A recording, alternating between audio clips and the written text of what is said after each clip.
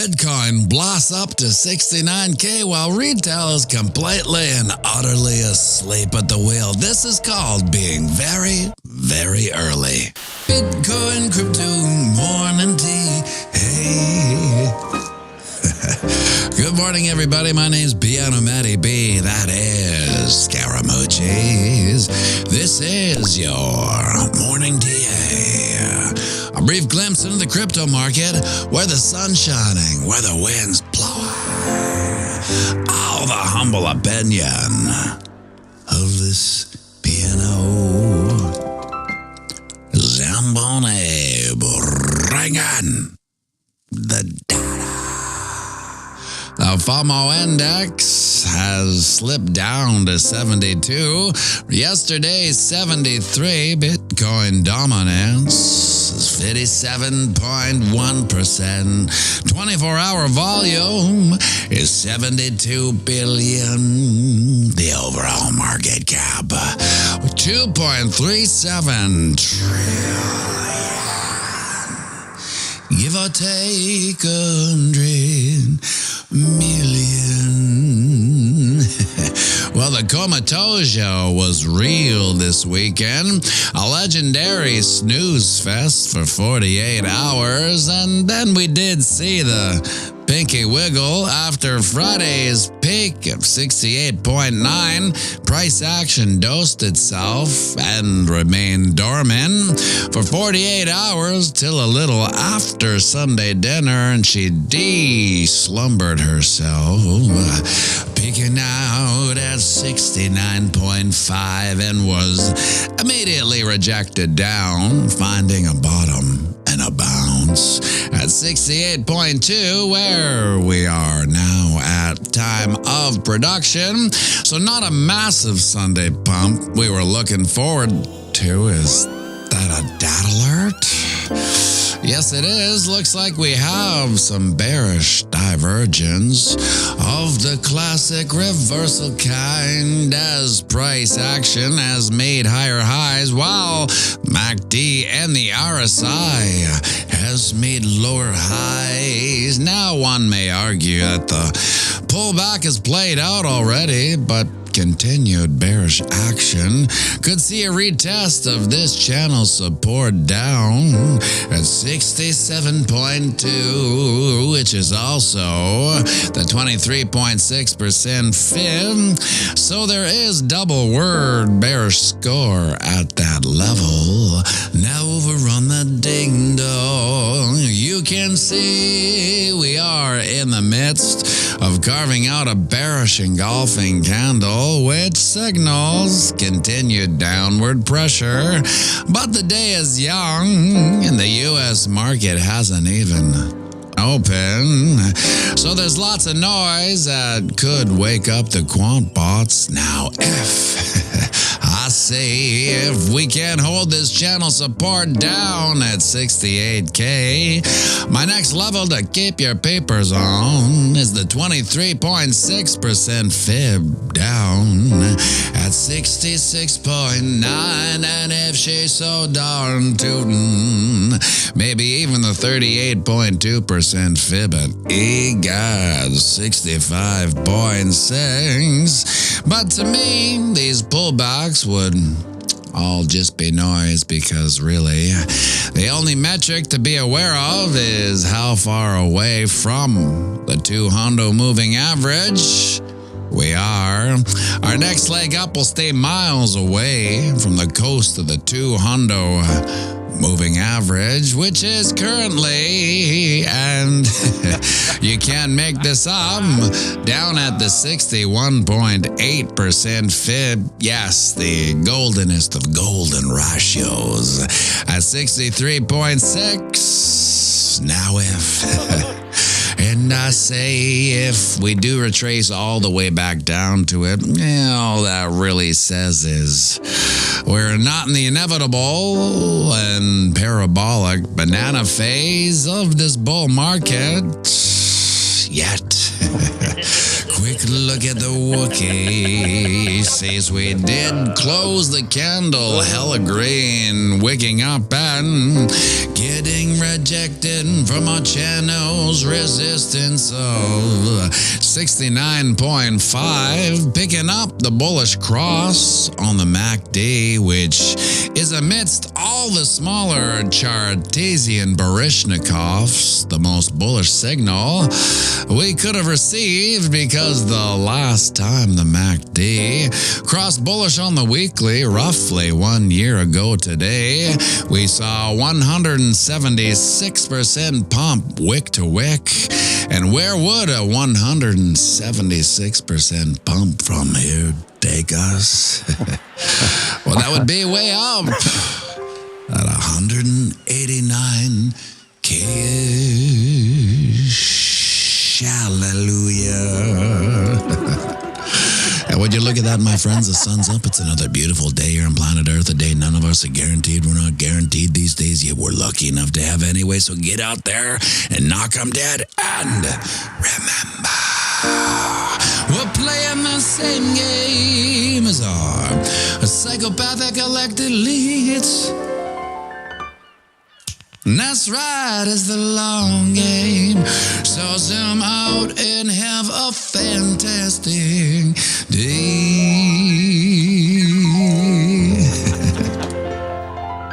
And we'll be going live right away, so grab yourself a coffee. Join me for a quick one, and by all means, sing it with me now. Run the banks of boom to spang, Bitcoin, crypto, morning tea.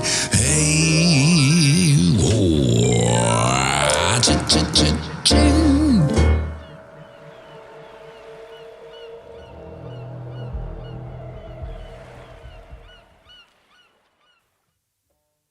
Tshirtsian Baryshnikovs. So, you know, I say this all the time when I write the script for the charts. I have no preconceived notion or bias. I care not for bulls nor bears. I'm a long-term hodler. Cycles. I look cycles out. So I really look at with fresh, brand new eyes every morning, trying to see, you know, are there any signals that the market's telling us? And some of the signs that I didn't like were very simple. I just don't like the fact that we didn't get over this resistance level. To me, you know, you can see how we were going. Oh, we're all bullish. The bull runs back. And then she started to kind of lean over. And what I don't like is that when we start leaning over a little bit too much, well, we tip over and we come back down. Not saying we will, just saying there are some Baryshnikovs on this. We have higher highs here and we have lower highs here on both the MACD and the RSI. And that's classic bearish divergence. Now, under normal market conditions, we could see this play out, delusionally bulliciously speaking. We might say that this already did play out. We had a little bit of a turn down. How much is this? Is this really even anything to write home about since the 2%? Oh my God. We've been rejected 2% off our resistance. Now it's nothing, but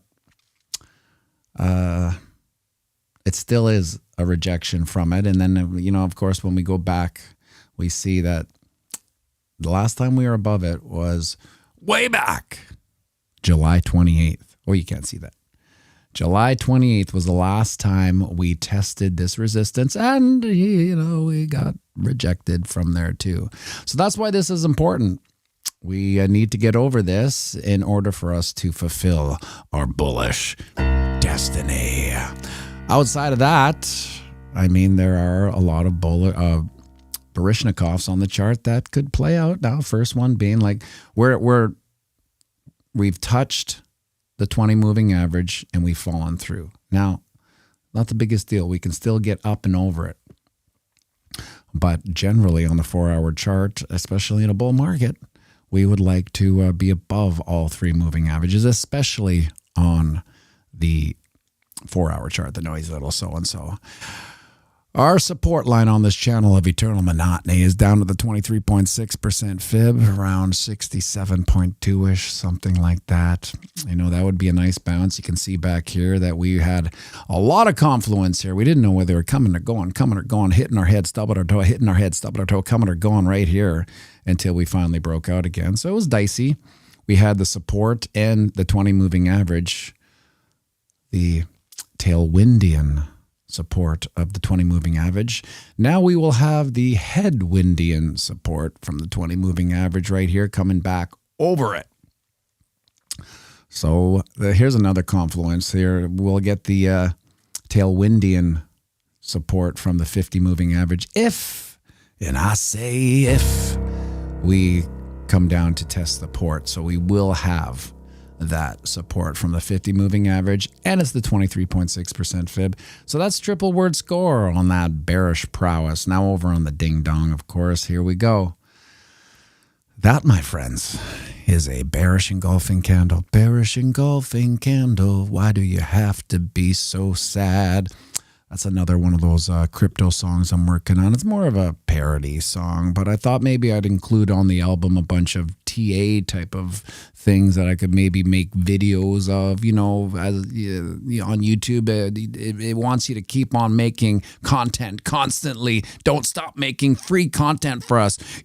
Everybody there, you work, send it to us and we'll just, give you a little tuppence on it. But make sure you keep on making content. So I make some songs and do some videos for it, just explaining what a bearish engulfing candle is.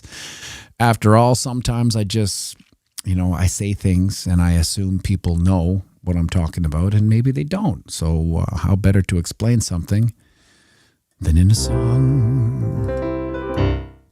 So that's what we'll be working on this week outside of these videos. So we are touching support here. 68K. Now this is a nice, good old psychological level. Randy Hipper, Misting Crypto. Randy, do you still go by Misting Crypto? I don't know. It's like, I feel like, when you meet somebody, whatever they told you their name was, he kind of sticks with you. I know that it's on your YouTube it's Randy Hipper, but on some handles it's Misting Crypto. I don't know. I generally call you Randy anyway. This stream will take you right to Randy Hipper's stream at 8:45. Make no mistake. Make no mistake. So here we are, 68K testing this. pianomattyb, I go by name, but you can call me whatever you want. And so here we are at 68K, breaking this. Now this is why it's important. Over on the daily, which is a little bit of a more stronger chart, the Chartesian Baryshnikovs are still with us. 23.6% fib, down there at 66.9. Now, if we hit the 66.9s, there'd be doomsday. Everyone would be saying that. That's it. We're going back to 40K. Right. And then if she's so darn tooting, the 38.2% fib, my favorite fib. 65.6. What do I need to get the glasses here? What's going on? 65.8. Yeah, around 65.8. And now, no matter what happens with these Chartesian Baryshnikovs, the only metric you need to keep your peepers on is how far away from the 20 moving average we are. Now, it is serendipitous that the 61.8% fib is down at the 200. Now, let's just play that out. Would it be so crazy to have a couple pumps and then return to the 61.8% fib just to touch it? Ting, ting. We know. I go over this ad nauseum, how much the charts like to ting, if not candle close, the 61.8% fib. Wouldn't be so crazy. I mean, we had a pump, came back underneath it. Had a pump, now we're on our way back. I don't know. I don't think so. We'll just have to keep our peepers on that. That's the thing, because if we go back, if we can make this a little bit smaller. There it is. Look how far away we are from the 200 moving average. Then as price goes down, we get closer and closer till we inevitably break Now, I would be probably, I guess, as shocked is the best word. If we were to collapse under the 200 moving average again, I really can't. It would, of course, everything is different this time. ETFs are in. We have the institutional money power in here, pushing the price around and pushing retail out and making sure retail is completely unaware of it. It's funny because, like, when I do my YouTube videos before I go to bed, I can barely, keep my eyes open. I'm trying to just kind of catch up with stuff. It's so apparent to all of us here the importance of Bitcoin. And the videos that people put out are all with the biggest minds, the biggest economic minds in the world, praising Bitcoin. And I think what's weird, and I've said this before, is that we shouldn't be here. Whenever I say retail is asleep at the wheel, there's no retail here. There's a reason for that. We're not supposed to be here. Traditionally, retail comes in, and we are retail. I mean, there might be the odd whale in this community. I'm not sure who that may be, but we're all generally retail, trying to stack sats as much as we can. Now, normally, this would be considered an insider's point of view, in before the pump. Now, most people think, you're late. It's already 68K. What are you talking about? It's the ship sailed. This is like 17K back in 2020. Remember 17K? 17K. What? You think I'm going to buy Bitcoin for 17K? That's insanity. That's insane. I missed the boat. Then it goes to 68K. And that's what we're dealing with now. It's the same thing. People see it, and I get it. There's a 68K. That's to most people who are far removed from any aspect of investing, right? So we're not talking Bitcoin. Let's just say anything. Imagine them being presented in their normie world, purchasing. We're having a real dump here, 67.8. Being presented the value proposition of Bitcoin. Yeah, it's 68K. Are you in? Most people obviously would say, well, for sure, I don't have 68K. And at that point, why would I want to buy something at 68K? It seems like it's way too expensive. And then, of course, 2028 rolls around, and we're at the same place having the same conversation at like 400,000, right? And people are like, 400K?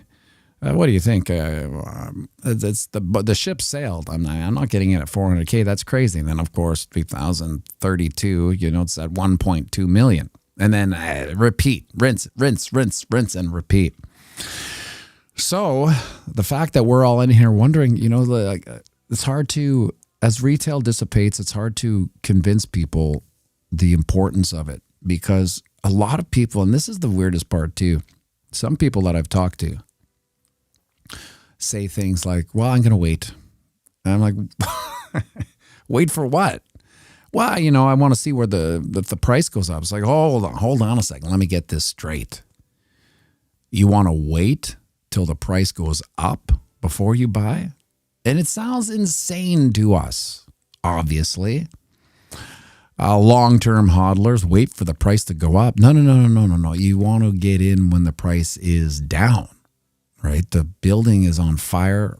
Jump in. But that's just the psychology of the retail trader, like the newbie normie who isn't used to the Bitcoin market. So like, imagine how wild it's going to be for that older generation that aped into the ETF honeypots, and then they see a 30 to 60 to 70% drawdown in the bear market. They would lose their minds. What's going on here? There we go. Thanks for keep me aware of what's going on here with the metrics. Can you imagine them losing their minds? So some of the people that I've talked to that may or may not, end up saving their economic future in the value proposition of Bitcoin, I'll make sure when the bear market starts to come, and this is how I'm judging when the bear market's going to come back. essentially it's a combination of, so what I was talking about before, how far away we are from the 200 moving average. This will get so far away that it'll look, not unlike this. So this is so noisy here. You can see how far away from the 200 moving average when we really have those parabolic legs up. So let's go back even more so we can, where is that? Okay, so here we are, the old bear market. Get rid of some of these noisy little so-and-sos here. Oh, come on. Jeez. There we go. Okay.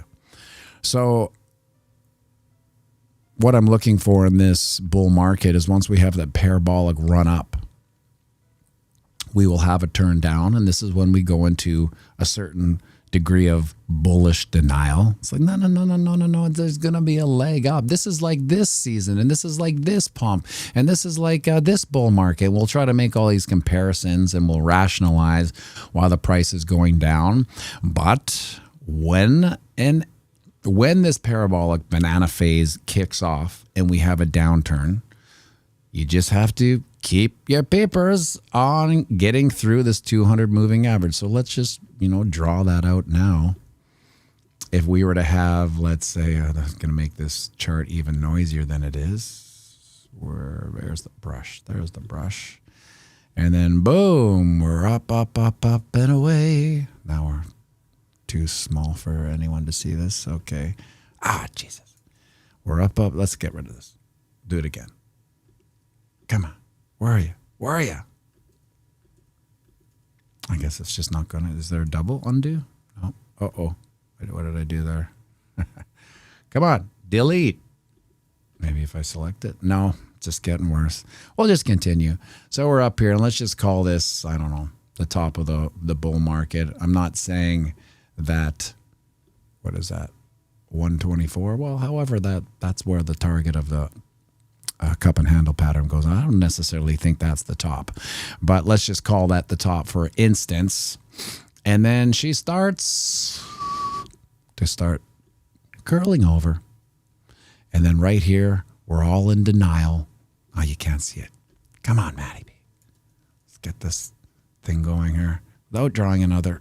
There. Okay. Doodle City.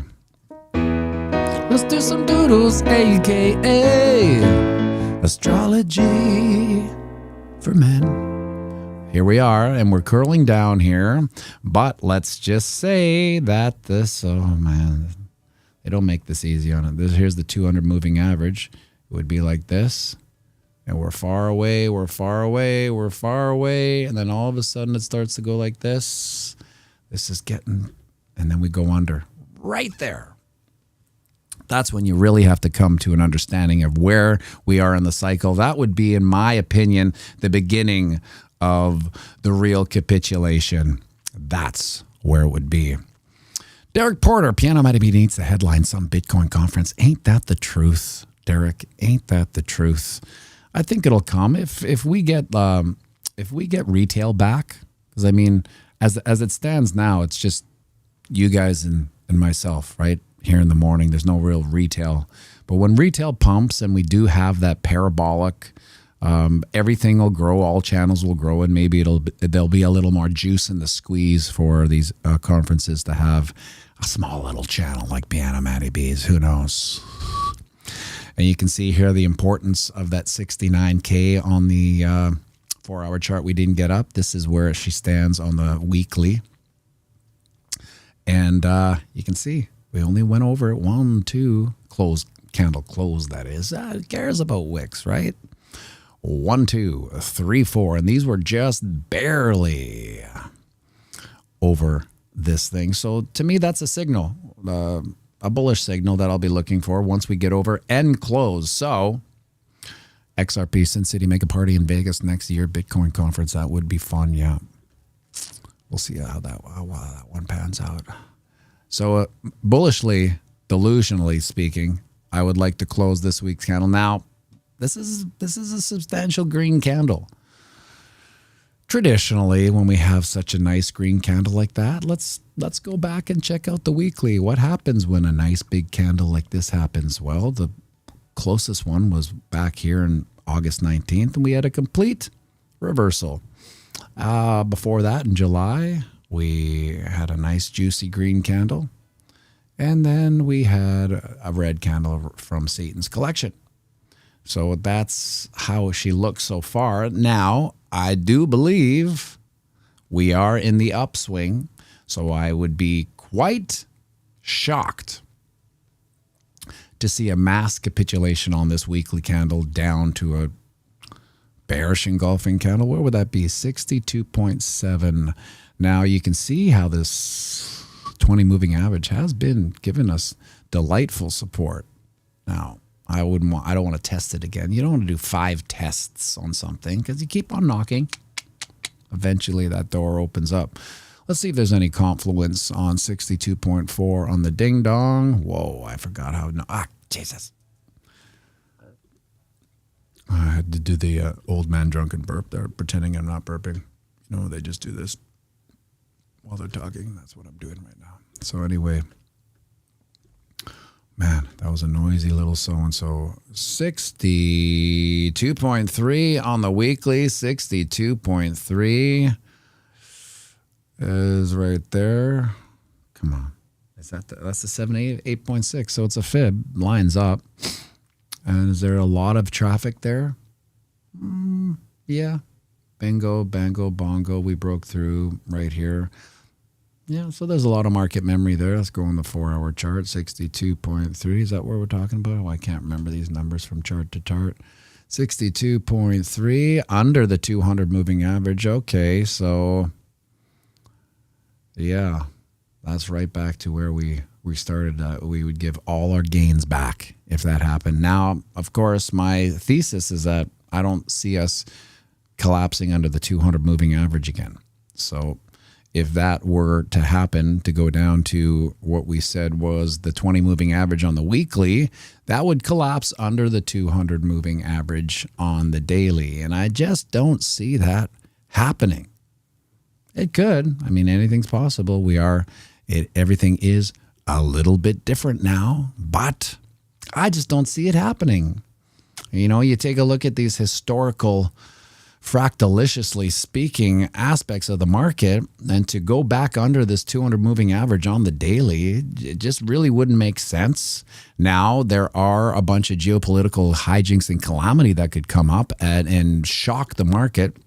But I'm of the opinion now, and this might be an unpopular opinion because every time we start talking politics, people are like, well, I'm on this side and I'm on this side, right?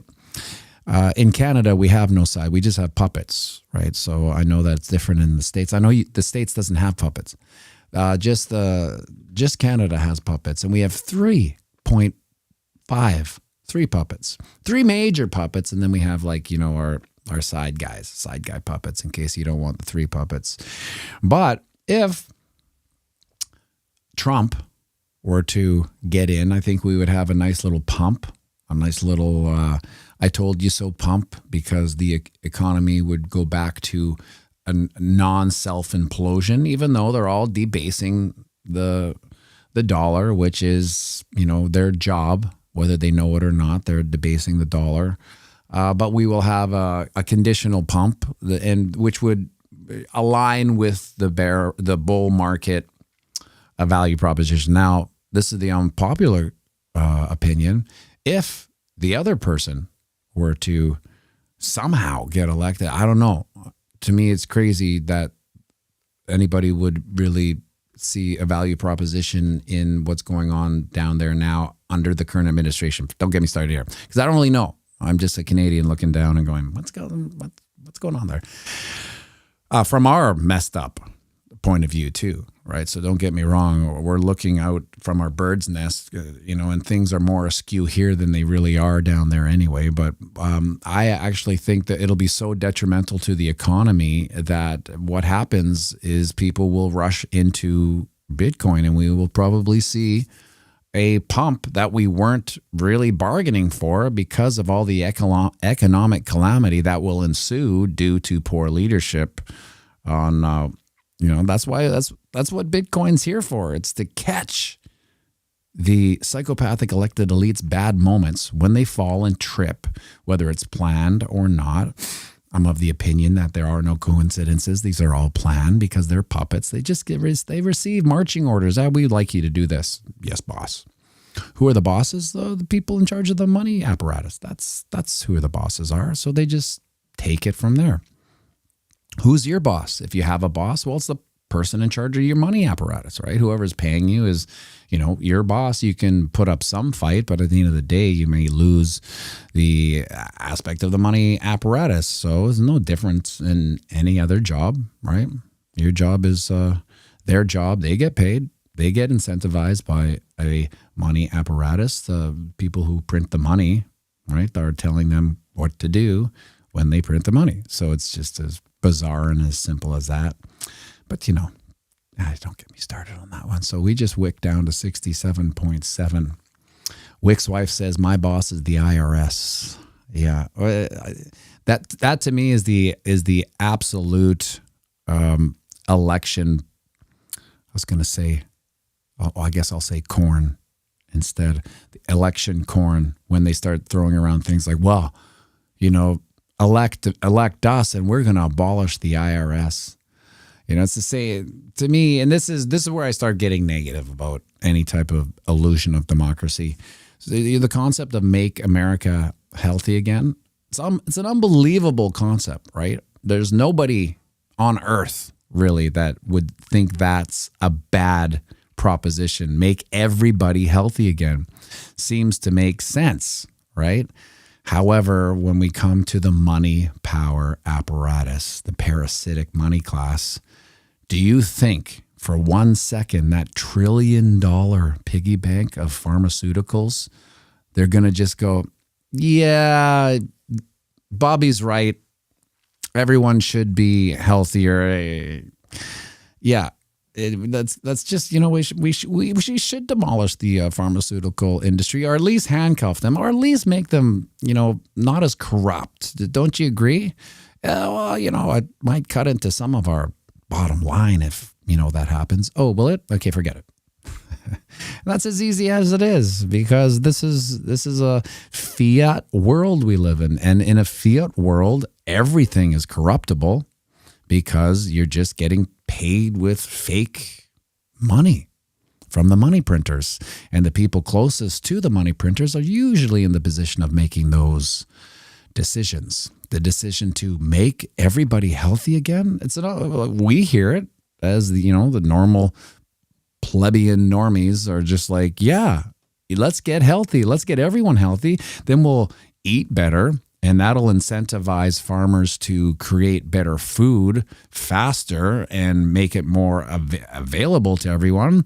And it'll incentivize doctors to maybe keep people healthy and not have to give them so much drugs, right? But at the end of the day, there's that little business, big pharma. That's like, yeah, that's a great idea, guys. But guess what?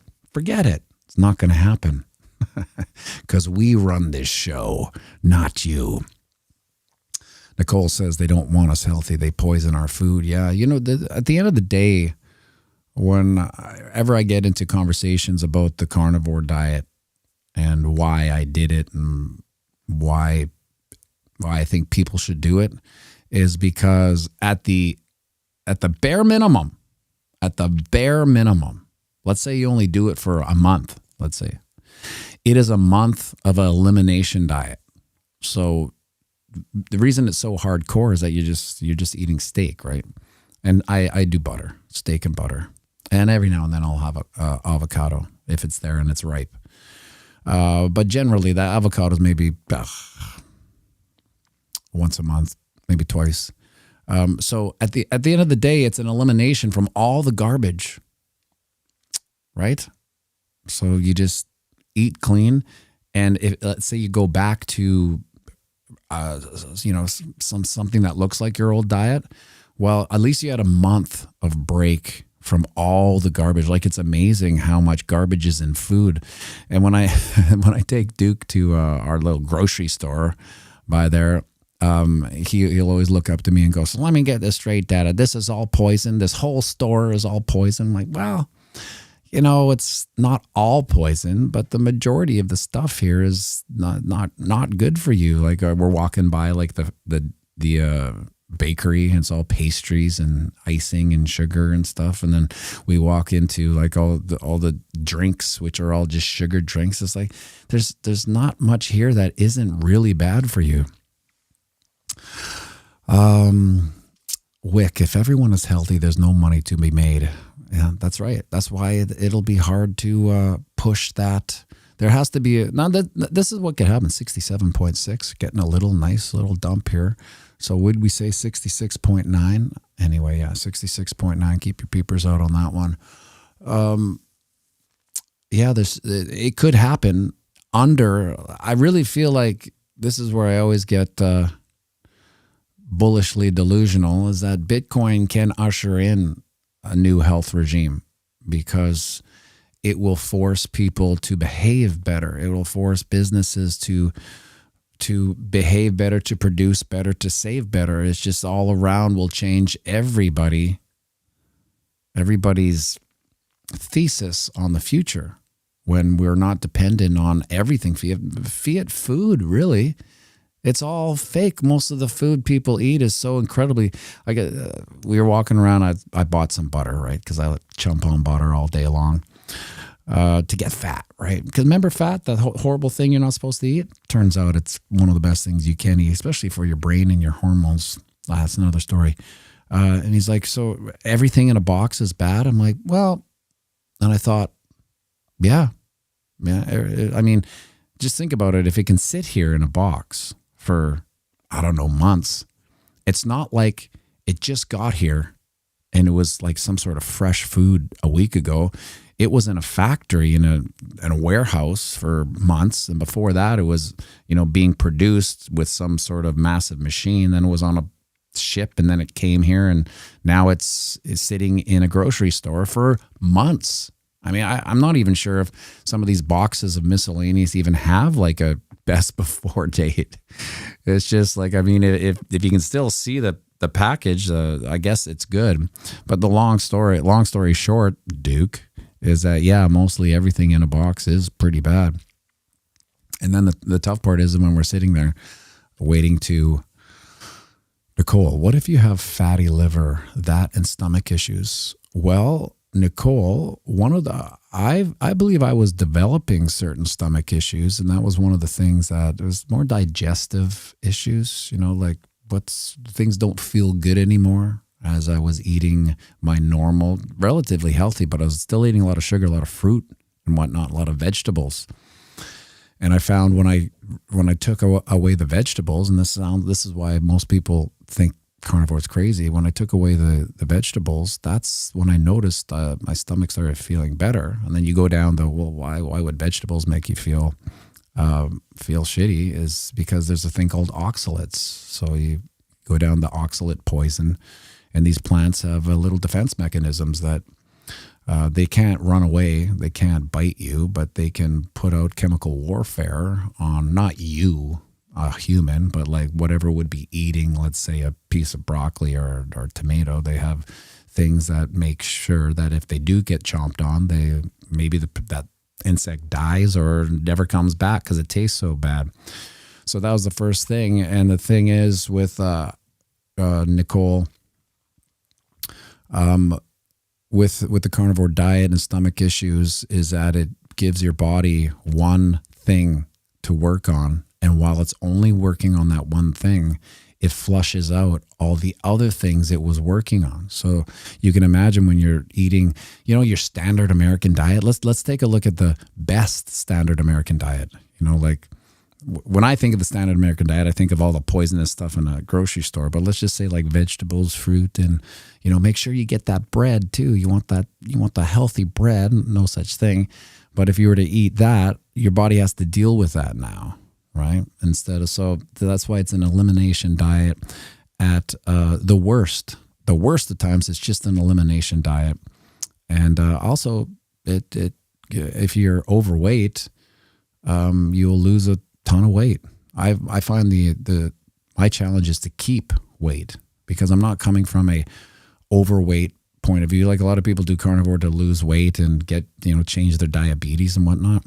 But I was relatively healthy. I just thought I wanted to optimize.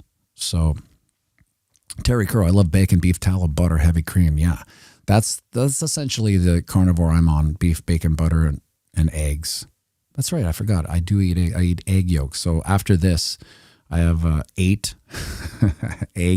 hard-boiled eggs that I made before this, and I will just eat the egg yolks, the yellow egg yolks for the fat, because I don't need the extra protein. I just eat the fat, and that will keep the weight on. So if I were just to eat steak, I think I would probably go down to like I'm 195 right now. And I've generally been 200 pounds my whole life since I was 16. As soon as I grew to my height, I was 200 pounds. And then now I'm 5 pounds later. But if I were to just eat steak and not the egg yolks and the butter, for sure, I would probably slowly just keep losing weight until I, balanced out at, I don't know, 185 or something. But I just don't think it's a healthy look for me, 185. So I just keep on eating the fat as much as I can. And that's what keeps me at Scotty Mo. I'm 6'2", 195. So at 200 pounds, I think the heaviest I've ever was like 210 in the thick of COVID, when we were just eating, gloriously eating lunch, breakfast, lunch, dinner, and 5'3", Nicole. Yeah, when I was 15, I was 5'2", and when I was 16, I was 6'2". So I grew up 1 foot in 1 year. Wick says, it's clear the body likes routines. You find the things your body actually truly likes. It'll live longer. Don't force it like Steve Jobs. Ashton Kutcher tried his diet and had to hit the ER. Yeah, I think he was a vegan, right? So I was also a vegan for 3 years.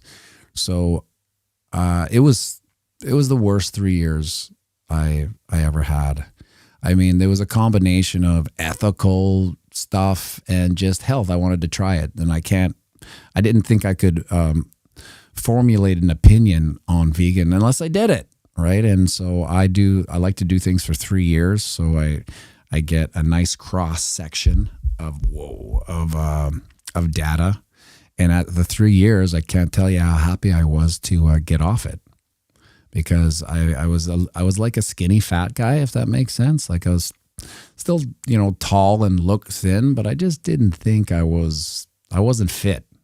Even though most people would have said I was fit, I just felt like I was skinny fat, if that makes any sense.